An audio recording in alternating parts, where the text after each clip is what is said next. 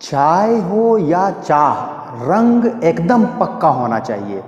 Very good evening, मैं हूं भानु भदौरिया और सभी व्यूअर्स का अपने चैनल कोरोना फिजिक्स पर स्वागत है। आज हम लोग क्लास 12th में जो मीटर ब्रिज है सिलेबस में आपके, उसके बारे में डिस्कस करेंगे। क्या होता है मीटर ब्रिज, इसको हम किस पर्पस से यूज़ करते हैं, क्या डिटरमाइन करने के लिए मीटर ब्रिज यूज किया जाता है, मीटर ब्रिज किस कॉन्सेप्ट पर बेस्ड है और इसका कंस्ट्रक्शन कैसे होता है। ठीक है, तो कॉपी पेन निकालिए और हेडिंग लगाइए मीटर ब्रिज। देखो, जो ये मीटर ब्रिज है ये एक इलेक्ट्रिकल इंस्ट्रूमेंट है जो कि अननोन रेजिस्टेंस की वैल्यू कितनी होगी ये डिटरमाइन करने के लिए यूज किया जाता है। यानी हम कह सकते हैं मीटर ब्रिज इज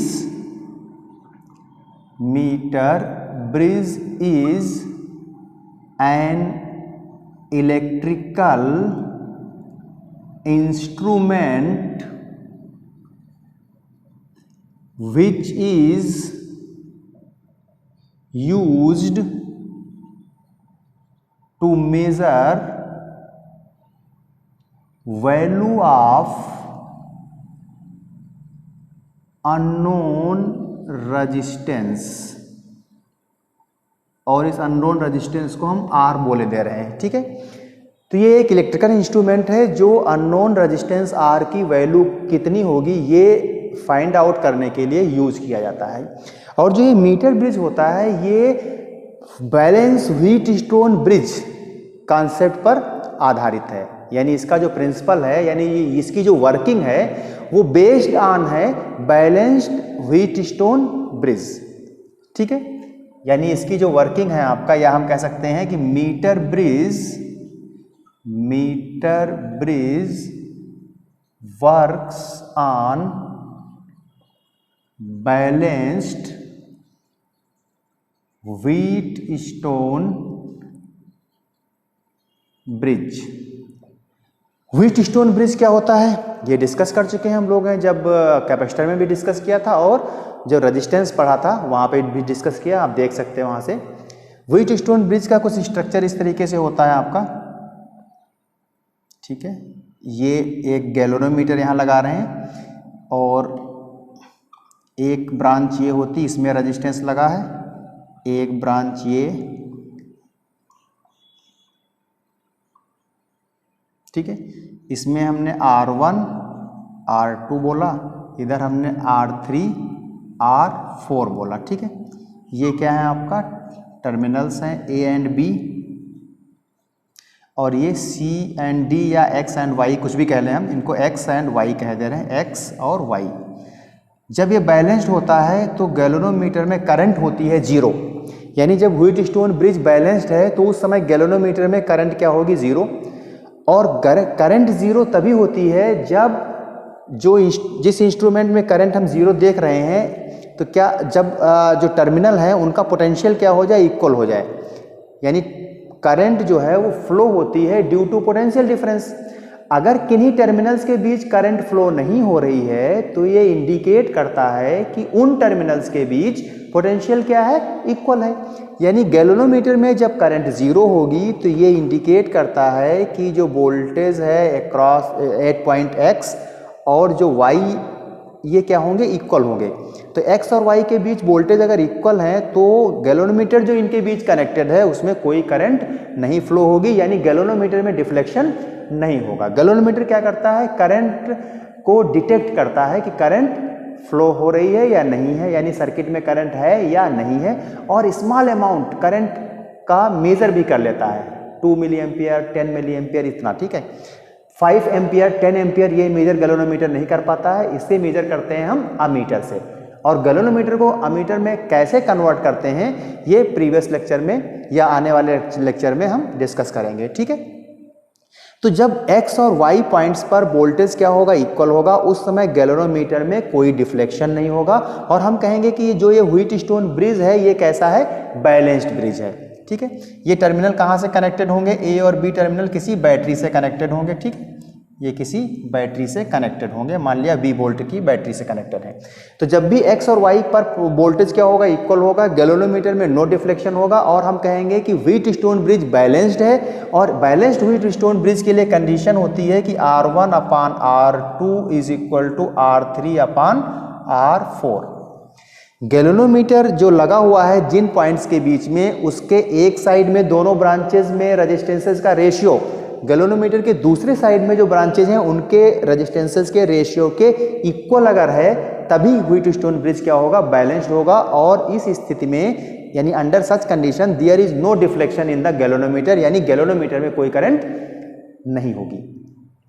तो ये इस कॉन्सेप्ट पर वर्क करता है ये मीटर ब्रिज, और इसको हम कहते हैं नल डिफ्लेक्शन मेथड या नो डिफ्लेक्शन मेथड। और जो भी इंस्ट्रूमेंट बेस्ड होते हैं ऑन नल डिफ्लेक्शन मेथड, उनके द्वारा मेजर की गई वैल्यू ज़्यादा एक्यूरेट होती है, क्योंकि जब नल डिफ्लेक्शन होता है तो उस समय करंट ड्रा नहीं हो रही होती है, तो जो मेजर्ड वैल्यू है वो ज़्यादा एक्यूरेट मिलती है। यानी नल डिफ्लेक्शन मेथड पर जितने भी इंस्ट्रूमेंट बेस्ड होंगे, उन सब इंस्ट्रूमेंट्स द्वारा मेजर की गई जो वैल्यू होगी वो ज़्यादा एक्यूरेट होगी। आपको दिख रहा होगा मीटर ब्रिज पूरा, ठीक है, दिख रहा है। तो ये आपका जो मीटर ब्रिज है ये क्या करता है और किस प्रिंसिपल पर वर्क करता है, ये बात डिस्कस हुई, ठीक है। अब इस मीटर ब्रिज में होता क्या है, कंस्ट्रक्शन इसका क्या होता है, उसको डिस्कस करते हैं। ये नोट कर लिया होगा, हटा दें, ठीक है, हटा रहे हैं, नोट कर लिया होगा। अब इसका कंस्ट्रक्शन कैसे होता है मीटर ब्रिज का, और इसकी वर्किंग कैसे है हम देखते हैं, या कैसे मेजर करते हैं अननोन रेजिस्टेंस, उसकी बात करते हैं। तो मीटर ब्रिज में क्या होता है, आपका एक एलॉय का बना हुआ वायर होता है जिसकी लेंथ 100 सेंटीमीटर या 1 मीटर होती है, ठीक है। एलॉय का इसलिए बनाया जाता है जिससे कि टेम्परेचर वेरी होने पर जो वायर है उसका रेजिस्टेंस चेंज ना हो। टेम्परेचर के साथ रेजिस्टेंस कैसे वेरी करता है, ये temperature dependency on resistance temperature पे कैसे डिपेंड करता है, इसके बारे में प्रीवियस वीडियोस में डिस्कशन हो चुका है, और वो आपको क्लास 12th की प्लेलिस्ट में मिल जाएगा, ठीक है। तो इसमें क्या होता है, आपका एक वायर होता है जो यूनिफॉर्म क्रॉस सेक्शन का होता है। क्रॉस सेक्शन वायर का क्या है, यूनिफॉर्म है, और इसकी लेंथ कितनी होती है, 1 मीटर की होती है, ठीक है। और इसके जो सिरे हैं, हमने मान लिया कि एक सिरा इसका ए है और दूसरे सिरे को हम बी कह रहे हैं।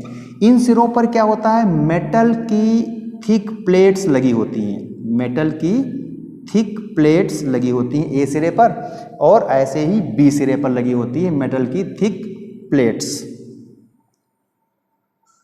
ठीक है। और ये मेटल की थिक प्लेट्स इसलिए है, कंडक्टिंग होता है ना मेटल, मेटल कैसा होता है, कंडक्टर होता है। तो कंडक्टिंग प्लेट्स होती हैं, काहे की बनी होती हैं, मेटल की बनी होती हैं। एक प्लेट कंडक्टिंग यानी मेटल की बीच में लगी होती है, ठीक है, और इसको हम नाम देते हैं सी।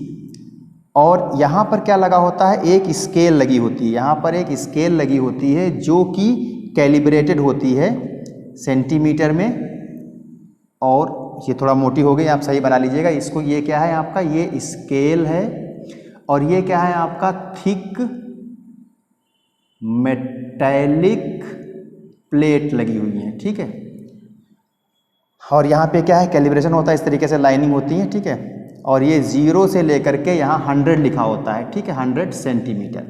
यानी जो ये वायर है, ये कितना हमने लिया है, वायर लिया है हमने 1 मीटर का, ठीक है। अब मान लेते हैं इसको हम L मीटर कर लें, तो L की वैल्यू कितनी यहाँ पर है, 1 मीटर है, ठीक है। या जो भी हम ले लें, यहाँ पे हमने कहा कि ये L मीटर का वायर है, ये वायर कितना ले लिया, L मीटर का। चलो, ये जो स्केल लगाया हमने 100 है, तो ये 1 मीटर का ही वायर ले लेते हैं, 1 मीटर, ठीक है।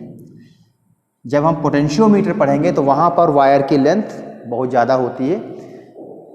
तो ये ब्रिज में, मीटर ब्रिज में क्या है, आपका नाम ही है उसका मीटर ब्रिज, यानी जो वायर की लेंथ है वो कितनी हमें लेनी है, 1 मीटर लेनी है। और उसे कहाँ पर कैसे पढ़ना होगा, एक स्केल लगी होगी, कैलिब्रेटेड होगी, यानी उस पर 0 से लेकर के 100 सेंटीमीटर तक के डिवीजन लगे होंगे, मतलब बहुत सारे डिवीजन होंगे, और उनको क्या है 0 से लेकर के 100 सेंटीमीटर में जो है नोटिफाई किया गया होगा, लिखा गया होगा। अब देखो क्या करते हैं, जो अननोन रेजिस्टेंस होता है उसे ए और सी के बीच हम कनेक्ट कर देते हैं, यानी जो अननोन रेजिस्टेंस है जिसको हमने आर डिनोट किया था उसे हम कनेक्ट कर देते हैं ए और सी से, जो मेटेलिक कॉन्टेक्ट है उनके बीच में। फिर सी और बी के बीच में यहाँ पर क्या होता है, सी और बी के बीच में एक लगा जाता है रजिस्टेंस बॉक्स, यहाँ पे लगा होता है रजिस्टेंस बॉक्स, और इस रेजिस्टेंस बॉक्स में कीज लगी होती हैं और उन कीज पर नोन रेजिस्टेंस जो है वो मेंशन होता है, अंकित होता है। जब हम की को निकालते हैं तो जिस की को निकालते हैं हम देख लेते हैं वहां पर कितना ओम मेंशन है, तो उतने ओम का रेजिस्टेंस सर्किट में इंट्रोड्यूस हो जाता है। तो यहां से मान लिया हमने क्या किया, यहां से एस ओम का एक की हमने निकाल ली और इसकी वैल्यू क्या होगी, नोन होगी, ठीक है। और ये हमने मान लिया कितना है, आर ओम का है, ठीक है।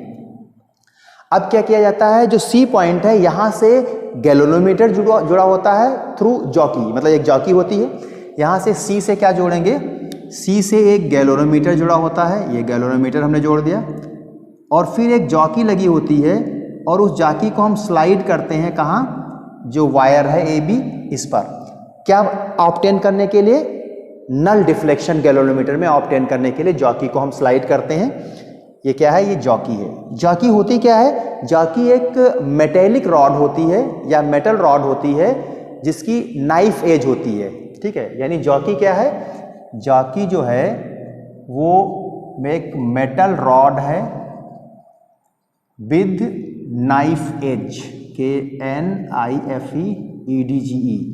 विद नाइफ एज, ठीक है। और इसको हम इस वायर पे स्लाइड करते हैं, स्लाइड करते देखते हैं कि गैल्वेनोमीटर में डिफ्लेक्शन नल कब आ रहा है, मतलब इसमें जो गैल्वेनोमीटर है इसमें जो करंट है वो जीरो कहाँ पर आ रही है। मान लिया इस पॉइंट पे आ रही है जीरो, जो कि डी है, और इस ए से डी की डिस्टेंस हम कह देते हैं एल है। ए से डी की डिस्टेंस कितनी है, एल है, और डी से बी की डिस्टेंस कितनी हो जाएगी, 100 माइनस एल हो जाएगी, क्योंकि वायर ए बी कितनी लेंथ का है, 100 सेंटीमीटर का है, यानी 1 मीटर का है। अब करंट कैसे फ्लो हो रही होगी, यानी हमें क्या जोड़ा होगा, हमने एक बैटरी कनेक्ट कर रखी होगी। तो एक बैटरी हम ऊपर दिखा देते हैं, जॉकी लिख ली होगी, इसका मतलब ये हम हटा रहे हैं क्योंकि हमें एक बैटरी कनेक्ट करनी होगी। बैटरी कनेक्ट करेंगे तभी तो करंट फ्लो होगी। तो हम एक यहाँ पर बैटरी कनेक्ट कर दे रहे हैं, यहाँ से निकाल लिया, एक बैटरी हमने यहाँ पे लगा दी, ठीक है। और बैटरी लगा दी ए और बी सिरों के बीच, अब करंट फ्लो हो रही होगी। और नल डिफ्लेक्शन हमें कहाँ मिला है, डी पॉइंट पर, जब जॉकी को हमने टच कराया है तो डी पॉइंट पे नल डिफ्लेक्शन हमें मिला है, ठीक है। अब इस पूरे को, यानी हमने कह दिया एक पार्ट क्या हो गया, ये रेजिस्टेंस लगा हुआ है, यानी जो गैल्वेनोमीटर लगा हुआ ये गैल्वेनोमीटर हो गया। इसके एक साइड में एक रेजिस्टेंस ये है, एक रेजिस्टेंस इस एडी पार्ट का होगा।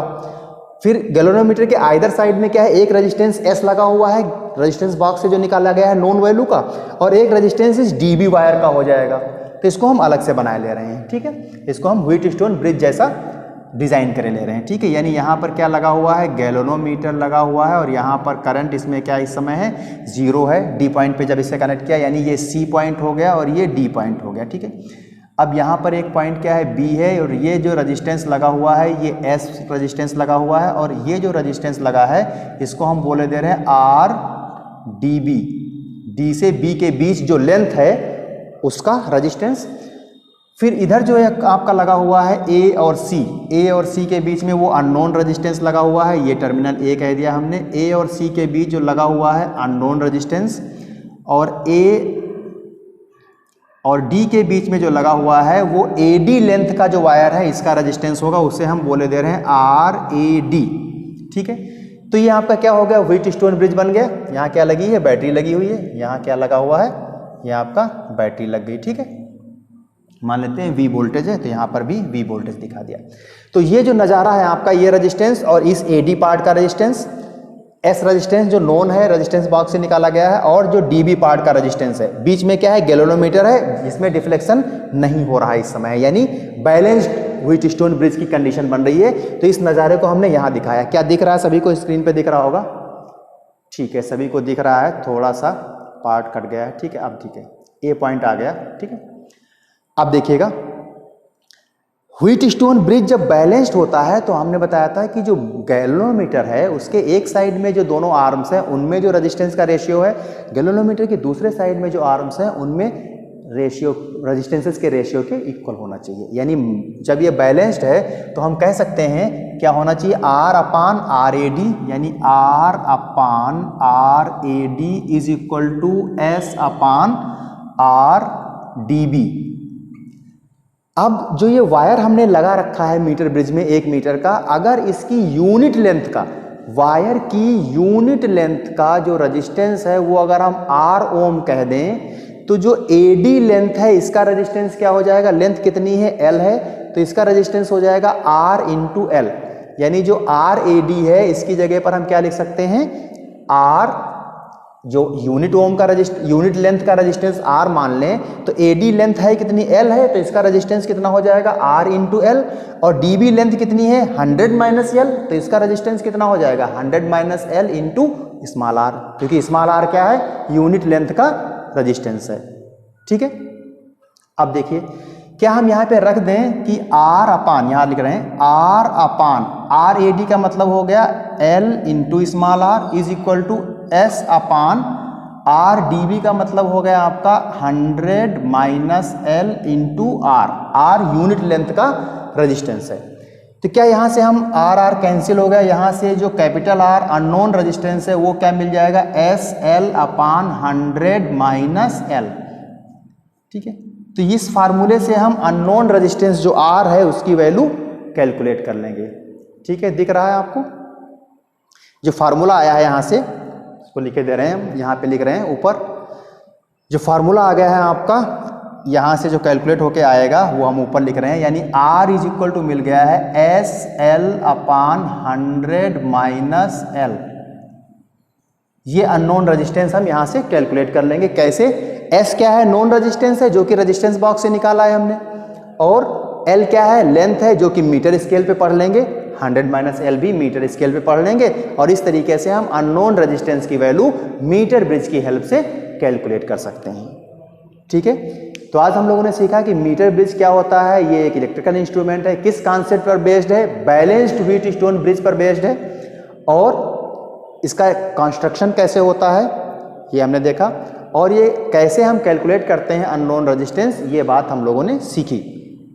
ठीक है, तो आज की क्लास में ये आप रिवाइज कर लीजिएगा अच्छी तरीके से। नेक्स्ट क्लास में इसके कुछ न्यूमेरिकल्स लेंगे और हम लोग डिस्कस करेंगे पोटेंशियोमीटर। ठीक है, ऑल द बेस्ट, पढ़ाई जारी रखिए अपनी।